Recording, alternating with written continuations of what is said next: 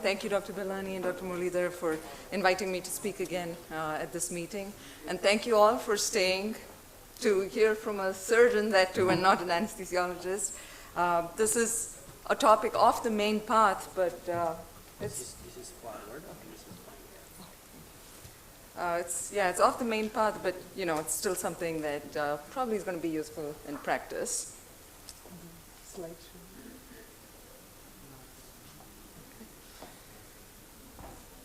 So my topic is ultrasound and lung cancer staging, or endosonography is what we would refer to it as. Well, briefly, when we talk about endosonography in thoracic surgery, we're talking about endobronchial ultrasound, which is the ultrasound that you do with a bronchoscopy, and endoscopic ultrasound, which is ultrasound you do with GI, upper GI endoscopy. It was first described in 1992. And at this point, it is actually the first invasive intervention in many pulmonary diagnoses. In terms of its utility and indications, basically like we just discussed, lung cancer diagnosis, staging, and even restaging. Combined EBUS and EUS actually has about 93% sensitivity. Also, it can be used for diagnosing mediastinal and hilar lymphadenopathy, investigation of other mediastinal tumors, other parenchymal lesions. And the EUS has the added advantage of being able to diagnose some liver and adrenal lesions as well. A little bit about the anatomy in terms of what we are looking at when we try to biopsy these lymph nodes. It's classified into superior mediastinal nodes, and basically the N1 nodes, which are the more distal nodes. But up top here, we're looking at level 2 nodes and level 4 nodes, which are the ones right next to the trachea. And then we have the subcarinal nodes here, which is level 7 nodes, and then all the other nodes are the more distal nodes. The EBUS, which is through a bronchoscopy, will usually access the anterior superior mediastinum, and the EUS, which usually will access the posterior inferior mediastinum. So in combination, you're actually able to stage the whole mediastinum. The contraindications would be any major cardiopulmonary issues that would limit doing a pulmonary procedure, coagulopathies, and any contraindication to bronchoscopy would be a contraindication to EBUS. The limitations are that it does have a low negative predictive value, meaning that if you get a negative result on this EBUS, you can't always accept it. It is operator dependent, and the fact that EBUS and EUS cannot independently access all the nodes is also a limitation. Some technical aspects. When we talk about EBUS, there are two modes of EBUS. One is the linear EBUS and the other is the radial. The radial EBUS, without going into much detail on this, basically it has a radial probe, it has a 360-degree view.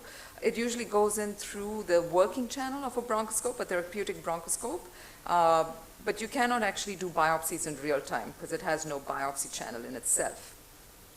The linear EBUS is what we would usually use to do real-time biopsy. So there is a fiberoptic component, which is the regular bronchoscopy, and then there's an ultrasound component. It basically has a linear curved array ultrasound probe, and this gives you a 35-degree oblique anterior view. And because of the working channel that this has, you can do real-time biopsies with this. And that's the biopsy channel there with the needle coming out. You can use the balloon at the tip.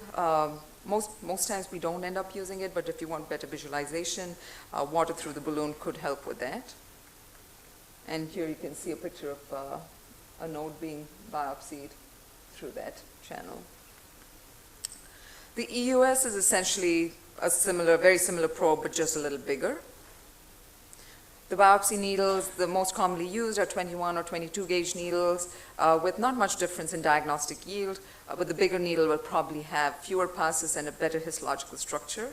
19 gauge needles are being used more commonly now, especially in diagnosis of lymphoma and when you need bigger samples for molecular testing. This part is probably more interesting for you in terms of what to consider in terms of the patient, whether we're going to do it in the operating room or in the endoscopy suite is something to consider. The anesthesia can either be a general anesthesia with a laryngeal mask or at least an 8.5 ET tube, and total IV anesthesia is what would be preferred. This can also be done with deep sedation or monitored anesthesia care. In fact, this is what is more commonly used. There are several studies looking at if one is better than the other, but the gist of it is that, moderate or deep sedation versus general anesthesia, it's been shown that they both have comparable diagnostic yield. The major complication rate and patient tolerance are actually quite comparable. So it depends a lot on, airway management. If the patient, is a difficult airway or is going to have a problem with the airway, then you want to have better control, and so you would do general or do it in the operating room versus someone that's, not that much of a high risk with airway, you would do it with moderate or deep sedation. There's also a recent study that looked at moderate sedation versus monitored anesthesia care. So moderate sedation is basically using a combination of Versed fentanyl by the proceduralist itself in an endoscopy suite maybe, versus monitored anesthesia care is where the anesthesiologist is actually available and administering the medications, and that would usually involve a combination of propofol, ketamine, fentanyl, Versed, and this is with the anesthesiologist constantly monitoring the vital signs. Again, this has been shown to have a similar diagnostic yield in terms of the procedure. However, there have been lesser side effects with moderate sedation, as probably expected, with limited medication. Also, it's more cost-effective. This particular paper showed a difference of $245 per case, although it's not a huge amount per case when you're looking at maybe, people doing, pulmonologists doing procedures in a smaller setting. It makes a huge difference. Another aspect to consider is rapid on-site evaluation, which is basically where the cytopathologist will give you an immediate assessment of adequacy of the specimen. It's important to know this because it gives you immediate feedback, or gives the proceduralist immediate feedback, and can help triage the specimen and help with the management plan. It could decrease the number of lesions sampled and the number of passes. The limitations, of course, is added time and added cost, so increased time under anesthesia or with sedation. If ROSE is not available, then at least 3 to 8 passes is recommended. And it's important to distinguish between an inadequate versus a negative sample. This is the OR setup of how we do these procedures. So you have the surgeon or the pulmonologist at the head of the bed. We have the cytotechnologist sitting there ready to go with the microscope, an assistant here, and we'd have screens showing the CT or the PET scan, and the image from the bronchoscope. The bronchoscopy image is projected, and also the ultrasound image is projected there. So it's important to follow systematic sampling, follow the order of sampling, and adequacy of sampling. So at least 3 stations of lymph nodes, and 5 to 8 aspirations without rows, and 3 aspirations with rows. Here are some images of CT scan images of the lymph nodes corresponding to the ultrasound images. So here's that lymph node, which is the paratracheal lymph node, level 4, which lights up here a little bit, and here you can see that node quite prominently. And this is the 4L, so the left side. You see that here, and you see that here with a little calcification. And level 7 nodes, which are the subcarinal nodes. I can skip that. And this is an EUS image of that lesion here. So it gives you a more, for something that's not so close to the airway. So if it was closer to here, an E-bus would have been adequate. But here's the esophagus here, and with the EUS, you're able to very clearly see this lesion and biopsy it. This is another patient with a lesion right here, and an EUS image was able to give us actually a diagnosis. The EUS procedure was able to give us the diagnosis. Lymph node characteristics on ultrasound that are suspicious for malignancy would be a round shape, distinct margin, heterogeneous echogenicity, and coagulation necrosis, and a size greater than 1 centimeter.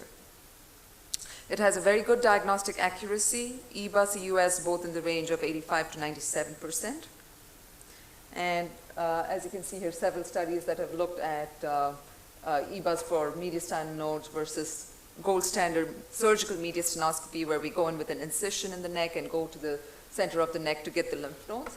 there are comparable results for mediastinal lymph nodes.